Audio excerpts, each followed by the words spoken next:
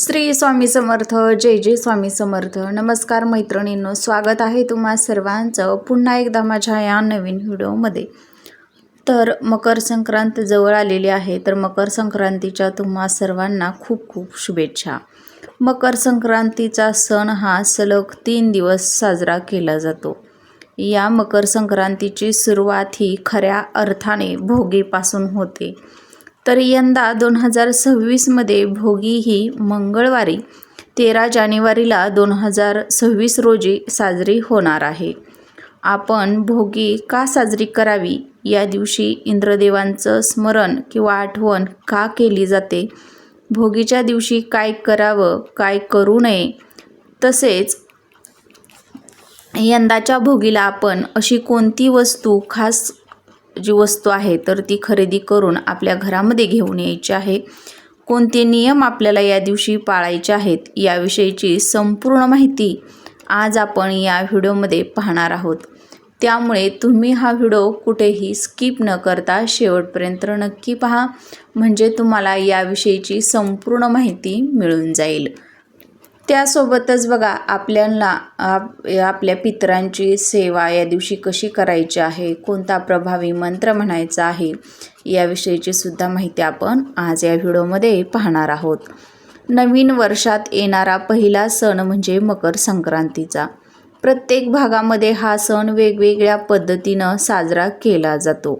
मकर संक्रांतीच्या आदल्या दिवशी भोगीचा सण हा जो आहे तर तो येत असतो. धनुर्मासाचा हा शेवटचा दिवस असतो.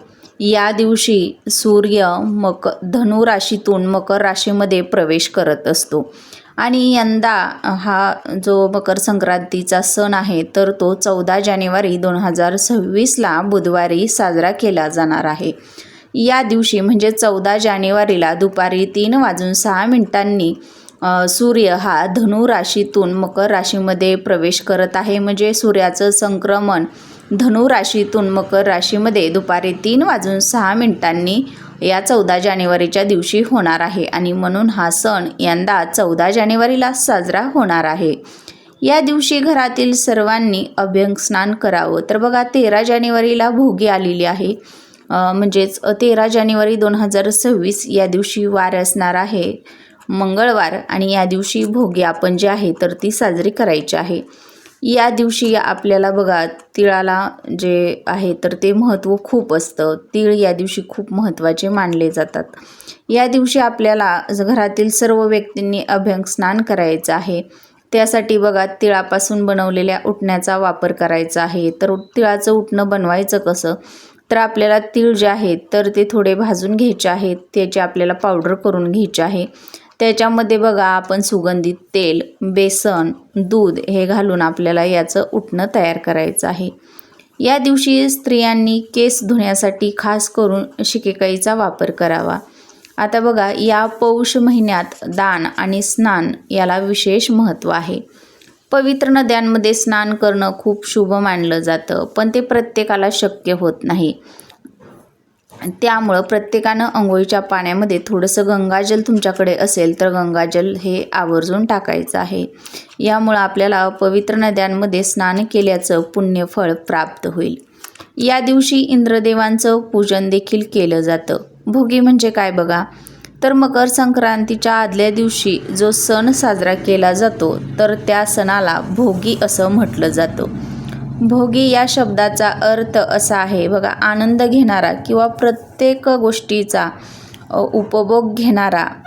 या दिवशी सर्वांना हा सण साजरा करून त्या सणाचा आनंद उपभोगायचा असतो. कारण भोगी हा सण आनंदाचा, उत्साहाचा मानला जातो. या दिवशी इंद्रदेवांची आठवण किंवा स्मरण यासाठी केलं जातं, कारण इंद्रदेवांनी आपल्या धर्तीवर उदंड पिकावीत म्हणून प्रार्थना केली होती आणि ती पिकं वर्षानुवर्ष पुढे पिकत राहावीत, अशीच आपली धरती सुजलाम सुफलाम राहावी, यासाठी आपण सर्वांनी या भोगीच्या दिवशी प्रार्थना करायची असते. या भोगीच्या सणाला काही राज्यांमध्ये बघा, छोटीशी होळी देखील पेटवली जाते. अग्नीमध्ये काही वस्तूंची आहुती देखील दिली जाते. पूर्वी बघा, जे मालक वर्ग होते तर ते आपल्या नोकर वर्गाला किंवा कर्मचारी वर्गाला काही भेटवस्तू देत असत. शेताला नवीन बहर आलेला असतो या पौष महिन्यामध्ये बघा. आणि सर्वत्र शेतामध्ये हिरवळ पसरलेली असते आणि यामुळं शेतकरी जो आहे तर तो थोडासा विसावलेला असतो, आनंदित असतो. या दिवशी भोगीची भाजी आणि तीळ लावलेली बाजरीची भाकरी तो खात असतो. आणि जेव्हा आपण देवांना नैवेद्य अर्पण करतो तर त्याला भोग लावणं असं सुद्धा म्हटलं जातं. या दिवशी बघा सवाष्णीला घरी जेवायला बोलावलं जातं किंवा तिला एक प्रकारचा शिदा दिला जातो, म्हणजे भोग दिला जातो. या महिन्यात सूर्योदय झाल्यानंतर बघा आपल्याला झाडलोट करायची नसते. हा जो नियम आहे तर तो सलग आपल्याला 3 दिवस पाळायचा आहे. तर भोगीच्या दिवशी, संक्रांतीच्या दिवशी आणि किंक्रांतीच्या दिवशी आपल्याला सूर्योदय होण्यापूर्वीच आपली जी झाडलोट आहे, म्हणजे घरं स्वच्छ झाडून घ्यायची आहेत, अंगण स्वच्छ झाडून घ्यायचं आहे. तर ही जे काम आहे तर ते आपल्याला सूर्योदय होण्यापूर्वीच करायचं असतं. या पौष महिन्यामध्ये आपल्याला शक्य असेल तर दररोज सूर्याला अर्घ्य द्यायचं आहे. त्यासोबतच बघा आपले केस जे आहेत तर ते सुद्धा या 3 दिवसामध्ये सूर्य उगवण्यापूर्वीच आपल्याला आपले केससुद्धा विंचरायचे असतात. सूर्योदयानंतरनं केस विंचरू नयेत किंवा सूर्यास्तानंतर देखील केस विंचरू नयेत. तर हे जे काही नियम आहेत तर हे 3 दिवस सलग आपल्याला पाळायचे आहेत. आता पाहूयात की आपल्याला कोणता जो प्रभावी मंत्र आहे तर त्याचा जप करायचा आहे. तर या दिवशी आपल्याला जेव्हा पण वेळ भेटेल त्या वेळेमध्ये आपल्याला गायत्री मंत्राचा जप करायचा आहे. जेवढ्या पण वेळा शक्य होईल तेवढ्या वेळेस तुम्ही हा जप करायचा आहे. आता बघा भोगी म्हटलं, सण म्हटलं की महिला असतील किंवा सुवासिनी असतील किंवा मुली असतील तर नवीन अलंकार घालतात किंवा खरेदी करतात. नवीन लग्न झालेल्या मुली आपली पहिली संक्रांत साजरी करण्यासाठी माहेरी येत असतात. असं हे भोगीचं महत्त्व आहे. बघा पूर्वीची जी जुनी लोकं आहेत तर ती म्हणायची, न खाई भोगी तो सदा रोगी, असं म्हटलं जायचं. कारण भोगीच्या दिवशी सर्व भाज्या एकत्र करून ही भाजी बनवली जाते. या दिवसामध्ये खूप थंडी असते आणि ही भाजी जी आहे तर ती खूपच पौष्टिक असते. तर बघा आपल्याला मराठवाडा असेल किंवा पश्चिम महाराष्ट्र असेल तर या भाजीला खेंगट असं सुद्धा म्हटलं जातं या भागामध्ये. या भाजीत हरभरा, घेवडा, वाटाणा, पावटा, वांगे, गाजर, बोर, ऊस, शेंगदाणे, चाकवताची भाजी अशा या सर्व भाज्या एकत्र करून शिजवून यापासून ही जी भाजी आहे तर ती भोगीची भाजी बनवली जाते. आणि या भाजीला बघा काही भागांमध्ये खेंगट असं सुद्धा म्हटलं जातं. आणि त्यासोबतच या दिवशी आवर्जून राळ्याचा भात देखील केला जातो.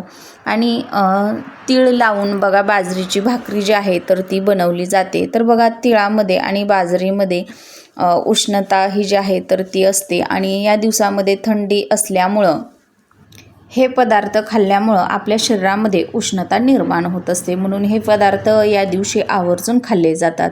या भोगीच्या दिवशी सूर्यदेवांची व इंद्रदेवांची पूजा करून भोगीची भाजी व बाजरीची भाकरी त्यासोबतच राळ्याचा भात हा नैवेद्य किंवा हा भोग देवांना दाखवला जातो. वास्तुशास्त्रानुसार बघा आपल्या घरामध्ये काही वस्तू ज्या आहेत तर त्या असणं खूप शुभ मानलं जातं. म्हणून आपल्याला आपल्या घरामध्ये ही एक वस्तू घेऊन यायची आहे. तर बघा ते म्हणजे 7 धावणारे पांढऱ्या रंगाचे घोडे असलेली जी चित्र आहे किंवा प्रतिमा आहे तर ती आपण घरी घेऊन यायची आहे. तर यामुळं बघा आपल्या कामावर खूप चांगला प्रभाव पडतो. काम करण्याची क्षमता आपल्यामध्ये वाढत असते, ऊर्जा वाढत असते. बऱ्याच जणांच्या घरामध्ये 7 धावत्या घोड्याचं चित्र हे लावलेलं आपण बघत असतो. तर त्याचं बघा आपल्या वास्तुशास्त्रामध्ये सुद्धा खूप महत्त्व आहे. वास्तुशास्त्र असं सांगतं की या 7 धावत्या घोड्याचं चित्र लावणं म्हणजे खूप शुभ आहे आणि मंगल आहे. तसेच वास्तूमध्ये या धावत्या घोड्यांना प्रगती आणि शक्तीचं प्रतीक मानलं गेलं आहे. वास्तुशास्त्रानुसार 7 हा अंक खूप शुभ मानला जातो. संक्रांत ही सुद्धा सूर्यपूजेचा सण आहे. सूर्याच्या रथाला सुद्धा 7 घोडे असतात. त्यासोबतच आपल्या आठवड्यातील वार किंवा दिवस जे आहे तर ते देखील 7 अंकामध्ये आहेत. लग्नात घेतले जाणारे फेरेसुद्धा 7 असतात किंवा सप्तपदी सुद्धा 7 असतात. तर बघा यामुळं या 7 अंकाला खूप महत्त्व आहे. वास्तुशास्त्रात आणि ज्योतिषांकामध्ये सुद्धा हा 7 जो अंक आहे तर तो खूप शुभ मानला गेला आहे. तर बघा हे जे चित्र आहे तर ते आपण व्यवसाय उद्योगधंद्याच्या ठिकाणी लावलं तर आपली प्रगती होते. घरात हे चित्र लावलं तर आपल्या घराची प्रगती होते. हे चित्र आपल्या घरात असणं किंवा लावणं जितकं महत्त्वाचं आहे तितकंच ते कोणत्या दिशेला असावं याला देखील महत्त्व आहे. जर आपण हे व्यवसायाच्या ठिकाणी दुकानात किंवा केबिनमध्ये लावणार असू तर ते घोडा जणू आपल्याकडे आत येत आहे अशा पद्धतीनं लावायचं आहे. आणि घरात जर लावणार असाल तर पूर्व दिशेला लावल्यास आपल्याला प्रत्येक कामात यश मिळतं. घरामध्ये आपण पूर्व दिशेला लावावं किंवा दक्षिण दिशेला लावल्यास यश आणि यशाचं कारक बनत असतं. घरात हे चित्र लावताना हे बघा युद्धातील रथ ओढत असतानाचं नसावं, त्यात फक्त 7 धावते घोडेच असावेत आणि त्या घोड्यांचा रंग पांढरा असावा. तर अशा पद्धतीचं एक चित्र किंवा प्रतिमा आपल्याला खरेदी करून या भोगीच्या दिवशी किंवा मकर संक्रांतीच्या दिवशी आपल्या घरामध्ये लावायची आहे. त्यासोबतच बघा आपल्याला पितरांची सेवासुद्धा करायची आहे. पितरांची सेवा करणं हे सुद्धा खूप महत्त्वाचं आहे. तर बघा या दिवशी आपण पवित्र नद्यांमध्ये स्नान करत असतो. तर या दिवशी आपण पितरांसाठी सुद्धा अर्घ्य देऊ शकतो.